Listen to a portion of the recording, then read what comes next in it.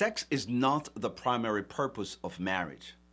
See, guys, marriage is about 1% sex. The rest is ordinary, everyday life. Yes, you heard me. Now, if you're married for sex, I want to ask you a question. How are you going to deal with or handle the 99% of marriage? Let's have this conversation coming right up.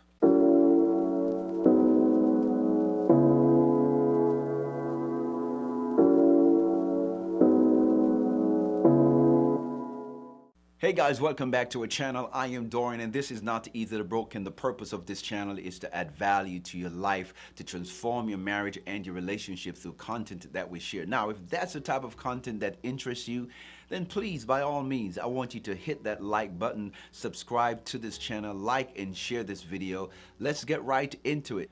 Now guys, most couples get married with sex as the highest priority on their list. Yes, I know that you're very excited about having great fireworks in the bedroom, and we want you guys to be excited about it. You cannot wait to have all these orgasmic explosions in your marriage. Go for it. Have fun. But here's the thing though. A lot of couples spend time and money to plan the perfect wedding, guys. Yes, the perfect wedding. They work out all the details for the most exotic honeymoon ever, and very little resources, time, and effort is spent into really learning how to build a great marriage, how to have a successful marriage. Now, guys, I want you to listen to me. Sex is vital for marriage. It is great for marriage. I am not trying to devalue the importance of it, right? We believe that marriage cannot survive without it. As a matter of fact, Dave Willis, in one of his books, The 7 Laws of Love, wrote that sex does not make a marriage work, but it's almost impossible to make a marriage work without it. And so we are not saying sex is not good for marriage. However, great sex does not often lead to a better marriage, but a better marriage will improve your sex life. Listen, you can have the best sex ever, but after you finish, after that chemical in your body is stabilized, when it decreases, you still have to deal with you. You still have to take responsibility for all the other areas of your marriage. You still have to face your problems, your issues, and also the issues that your spouse are facing too. You will spend more time out of the bedroom trying to figure things out, trying to figure out life, trying to figure out marriage than you spend in it. How do you deal with life issues? When the pressure of love and marriage weigh down on you, what are you going to do? What will you do? Are you going to quit? Are you going to pack a bag and run back home to your mama or run back home to your daddy? It seems as though that's what most people do today. As soon as their marriages is challenged, as soon as the pressure of life and the pressure of marriage weigh down on them, the first thing they want to do is to pack a bag and leave, quit, just run away. That's not what it's about. What about you and your spouse sitting down together and trying to work things out, praying together, asking God for insight and asking God for ways in which you can work on yourself, work on your marriage so that you can have a better marriage? What about dealing with conflicts, in-laws, finances, illness, or death in the family? What about dealing with different behavior problems and attitude and personality traits that you didn't see while you were dating and while you were courting? What about the differences in culture and value in personality? Can you handle the changes of life and marriage? Can you handle the changes that life and marriage throw at you that you did not see coming? Are you ready for it? Are you prepared for that? One of the very common misunderstandings is that marriage exists for the purpose of legitimizing sexual relations. That is not true. It is not what marriage was designed for. See, marriage should never be equated with sex because sex is not the primary purpose of marriage. Sexual union is not and never has been the same thing as marital union. Marriage is a union that implies and involves sexual union as establishing a blood covenant in a central obligation and pleasure. This is important, but the three are not the same. First of all, marriage involves commitment, sacrifice, dedication, faith, maturity, God, faithfulness, forgiveness, love. I mean, the list goes on and on. These are only a few things that I explained to you that marriage requires. This might surprise you, but sex has very little to do with commitment. Sex is 100% physical response to psychological and biochemical stimuli, feelings, emotions. Sex is one expression of commitment in marriage, but it never creates commitment. You know what? I need to say this again for all of y'all single folks that miss it. I'm going to say it again. Sex is one expression of commitment in marriage, but it never creates commitment. You can have sex with someone and you are not committed to them. You can have sex with the pleasure for just doing it. That's why people have one night stand. Well, the truth is you're thinking it's a one night stand, but it's not. After you think you're done with your one night stand, you begin to realize that now you are connected with a person through a sexual encounter that you have no business connecting to. You become one with somebody that you cannot get out of your mind or out of your spirit. You develop soul ties and you start to have certain feelings and certain behavior patterns. Certain spirits start following you and you start to act a certain way and you're wondering why you behaving that way. It is because of who you're connected to. You know what? Let me leave that alone for another video. But anyway, guys, by itself, sex neither make nor breaks in marriage. Marriage is broader and deeper than just sex and transcend it. Marriage is perhaps just 1% sex. You know what? Okay, let's say for argument's sake that sex is 5%.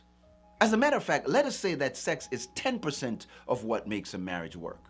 The rest of marriage is ordinary everyday life. Dealing with the vicissitude of life, dealing with the weight that comes with being married to a person that is totally opposite and totally different from who you are. Learning how to love when loving your spouse is not always easy.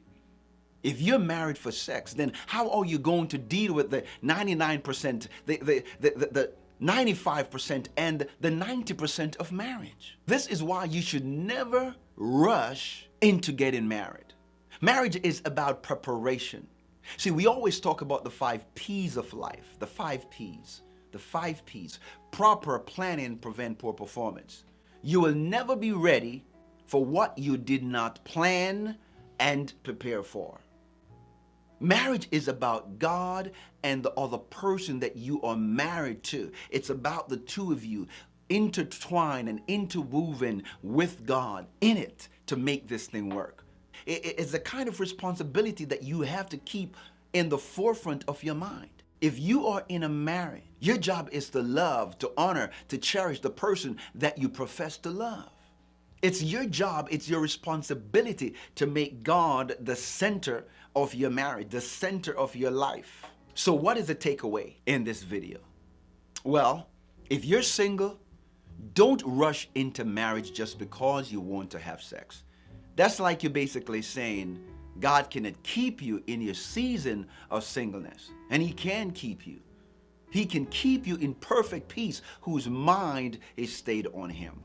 That's why in Philippians chapter 4 and verse 8, it tells us that whatsoever things are pure, whatsoever things are honest, whatsoever things are lovely, whatsoever things are just, if there be any virtue, if there be any praise, we must think on these things. So if you're a single person, don't get married just because you want to have sex. Work on yourself.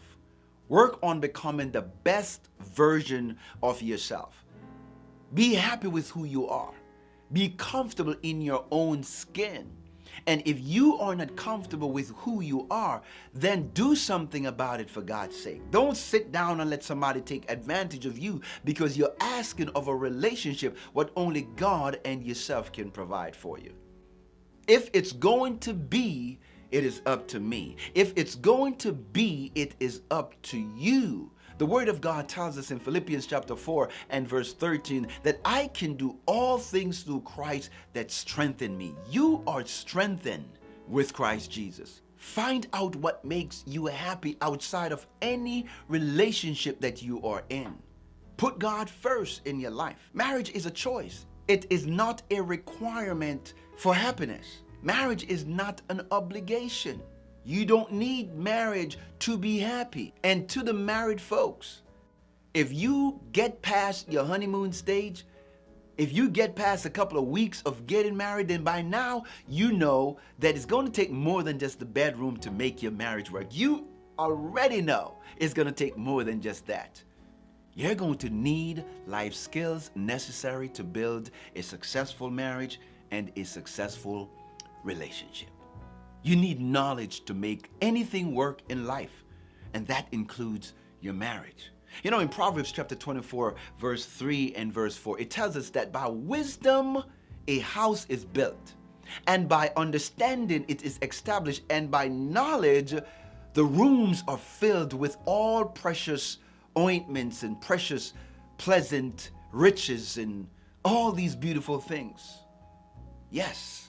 Do you have wisdom, understanding, and knowledge about life and about marriage? You know, in Proverbs chapter 4 and verse 7, it tells us that wisdom is the principal thing. Therefore, get wisdom. But in all you're getting, get understanding. See, romantic love or sex does not make a marriage work. You know a lot of people that are romantic and they do great things together, but they can't get along for nothing. Knowledge is what makes anything work in life, including your marriage. And so guys, sex is important for marriage. Sex is one of the benefits of marriage, but it is not the purpose. It's not the reason to get married. That's the message in this video, that don't do it just for sex. Do it for the right reason. Do it because you desire to be with someone that you want to share the rest of your life with. Not just somebody that you want to light up the bedroom and have good sex with, because when the sex is over, your messy life is going to be waiting for you at the end of that sexual encounter. And so guys, that's it for this video. I hope that you were blessed by the content that I share. I hope it adds some sort of value to your life. And if it did, please, by all means, I want you to smash that like button, like and share this video. Please leave a comment in the comment section. Let us know what you think. Thank you so much for watching this video. May God continue to bless you, and I cannot wait to see you in the next one.